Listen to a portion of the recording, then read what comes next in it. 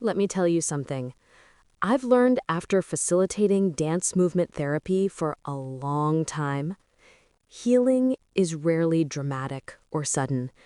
It doesn't usually look like what you see in movies, where someone has one big breakthrough and everything changes. Real healing is quiet, gradual, and often happens when you're not even looking for it. Today, I want to share some real stories from my practice. These are people who walked into my studio carrying heavy burdens and found ways to lighten their load through movement. I've changed their names to protect their privacy, but their journeys are real, and their courage inspires me every single day. Arjun's story, learning to stand tall. Arjun was 28 when he first came to see me. He worked in IT, spent most of his day hunched over a computer, and had developed what he called invisible syndrome. He felt like nobody noticed him, like he moved through life as background noise. The moment he walked into my studio, I understood what he meant. His posture told the whole story. Shoulders rolled forward, chest collapsed inward, head hanging down. His body was literally making itself smaller, trying to take up as little space as possible. I want to feel more confident, he told me. I want people to notice me, to take me seriously at work, but I don't know how to change. I didn't start by talking about confidence or giving him tips on body language. Instead, I asked him to walk around the room and just notice how it felt to move in his body. He walked slowly, carefully, staying close to the walls. His steps were small and tentative. After a few minutes, I asked him to pause and check in with his body. Where do you feel tension? What sensations do you notice? My chest feels tight, he said, like there's a weight pressing down on it. Okay, what if we work with that sensation? Can you show me with your body what that weight feels like? Arjun put his hands on his chest and pressed down, his body folding further inward.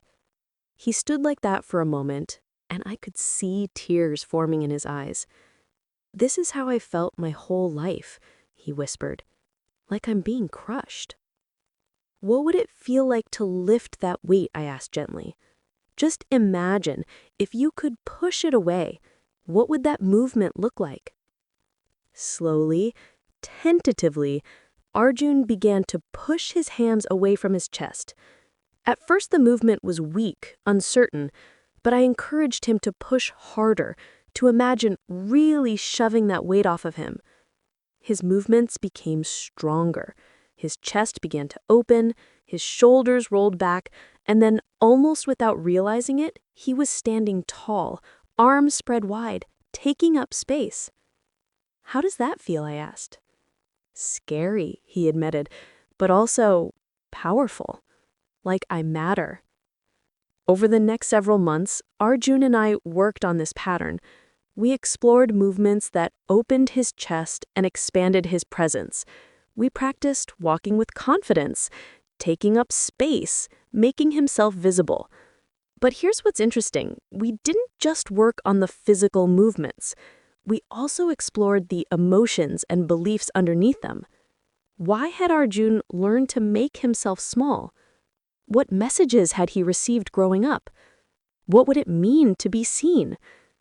The movement gave us a way into these deeper questions, and gradually, Arjun's posture began to change, not just in our sessions, but in his daily life. He noticed colleagues starting to listen to him more in meetings. He got a promotion at work. Most importantly, he started to feel differently about himself. He told me, I used to think confidence was something other people had and I didn't, but now I understand. Confidence is something you practice. It's in how you hold your body, how you move through space, and I'm practicing it every day. The Teenage Girls Group, Finding Their Voices. A few years ago, I started a dance movement therapy group specifically for teenage girls.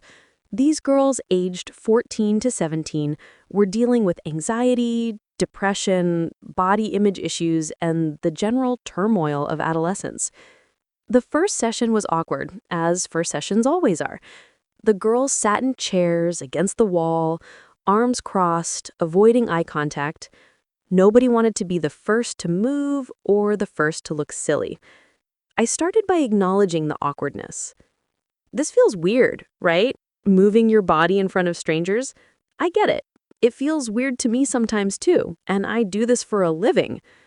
That got a few smiles. I continued, here's what I want you to know. In this space, there's no such thing as moving wrong. There's no judgment.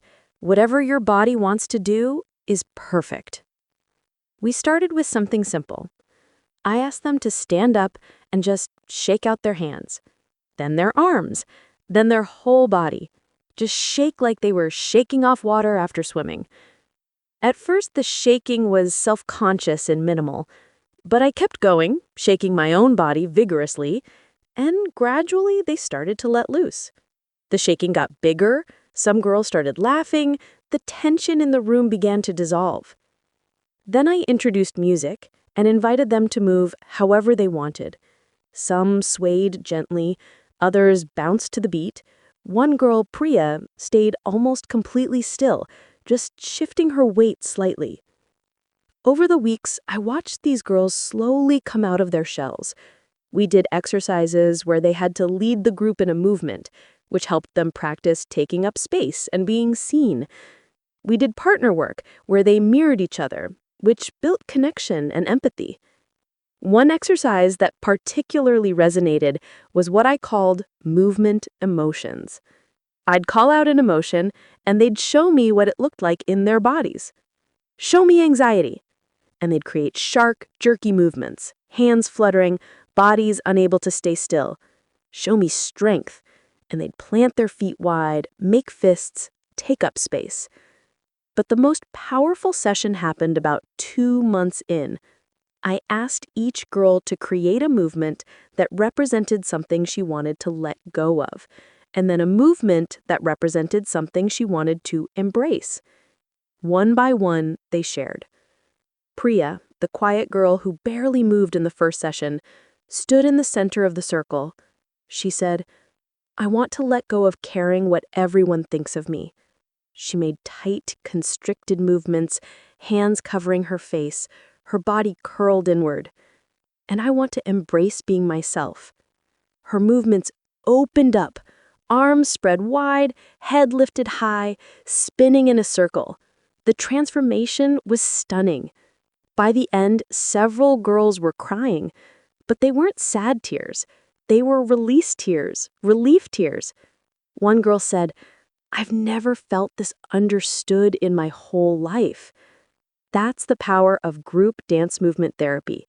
These girls weren't just healing individually, they were healing together, creating a community of support and acceptance. Bob's journey, moving through grief. Bob lost his wife in a car accident. When he came to me 6 months later, he was still numb with shock and grief. I can't cry, he told me. I want to, but nothing comes out. I just feel frozen. Frozen is exactly how trauma and intense grief can feel in the body. Your nervous system shuts down as a protective mechanism, and you get stuck in that shutdown state. In our first session, I didn't try to make Bob cry or process his grief through talking. Instead, I asked him to simply notice his body. What does frozen feel like? Show me. He stood completely still, arms tight against his sides, barely breathing. Like this, like ice. Okay, and ice, what does it do when it starts to warm up? It melts, he said. Can you show me what melting might look like in your body? Very slowly, Bob began to soften. His shoulders dropped slightly, his knees bent a little, his arms loosened from his sides. The rigid stance began to dissolve into something more fluid. What are you noticing? I asked, gently. I can breathe a little easier, he said. The tightness in my chest is loosening. We worked with this metaphor of ice melting over several sessions. Each time, Bob would start frozen and gradually allow his body to soften and flow. We added music, gentle and melancholic. We incorporated swaying movements, rocking, gentle, flowing arm movements. And then one day, about a month into our work together, something shifted. Bob was moving in his usual pattern, swaying gently, when suddenly he dropped to his knees. His body began to shake, and the tears came, deep, wrenching sobs that seemed to come from the core of his being. I sat nearby, present but not interfering, letting him release what had been locked inside for so long. After the tears subsided, he looked up at me and said, "It's still there, the pain, but it's not stuck anymore. It's moving through me." That's one of the most important things I've learned about grief. It needs to move. When we try to hold it still, to contain it, it becomes unbearable. But when we allow it to flow through us, expressed through tears, through movement, through sound, it becomes something we can survive. Bob continued dance movement therapy for several more months. His journey with grief was far from over, but he'd found a tool to help him navigate it. He learned that when the frozen feeling returned, he could dance himself back into flow. The Corporate Stress Workshop. Dancing in Suits. Not all my work happens in therapeutic settings. I also run dance movement therapy workshops for companies dealing with stress and burnout. These workshops are always interesting because the participants are often skeptical. They show up in their business attire, arms crossed, clearly thinking, "What am I doing here? I have work to do." Fair question. One particular workshop stands out in my memory. It was for a tech company where several employees had recently left due to burnout. The CEO wanted to address stress before losing more talent. 20 employees filed into the room, looking uncomfortable. I started by acknowledging the strangeness of the situation. "I know this isn't your typical corporate training. You're probably wondering what dancing has to do with your job." Fair question.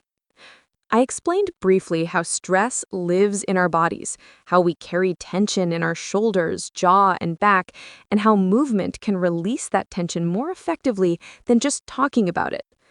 Then I had them do a simple exercise. Stand up. Now raise your shoulders up toward your ears. Hold them there. Notice how uncomfortable that is. That's what your body is doing all day when you're stressed, except you don't notice it anymore. They all raised their shoulders, and I could see the recognition on their faces. Now, drop your shoulders and shake out your arms. See how much better that feels? That simple exercise opened the door. We moved on to bigger movements, shaking out whole bodies, doing exaggerated stretches, even some playful movements like punching the air to release frustration. The transformation in the room was remarkable. People who'd walked in tight and closed began to loosen up.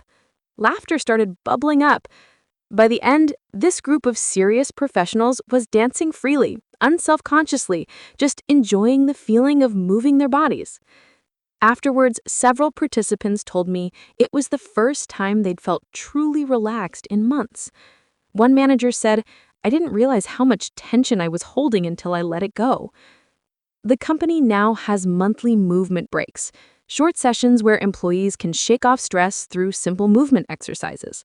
It's not full dance movement therapy, but it's bringing the principles into the workplace with real results. What these stories teach us. Looking back at all the people I've worked with over the years, certain themes emerge. First, everyone's body is trying to communicate something, whether it's Arjun's collapsed posture saying, "I don't matter," or Bob's frozen stance saying, "I can't handle this pain." Our bodies are always speaking. Second, movement creates possibilities. When Priya spun with her arms wide, she wasn't just moving, she was trying on a new way of being.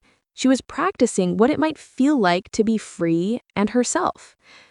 Third, healing happens in community. Those teenage girls supported each other in ways I could never have alone. They witnessed each other's struggles and celebrated each other's breakthroughs. And finally, this work requires patience. None of these transformations happened overnight. They unfolded gradually, session by session, movement by movement. Your story is already written in your body. Dance movement therapy just helps you read it, understand it, and maybe rewrite the parts that no longer serve you. The music is playing, your body is ready. What will your next movement be?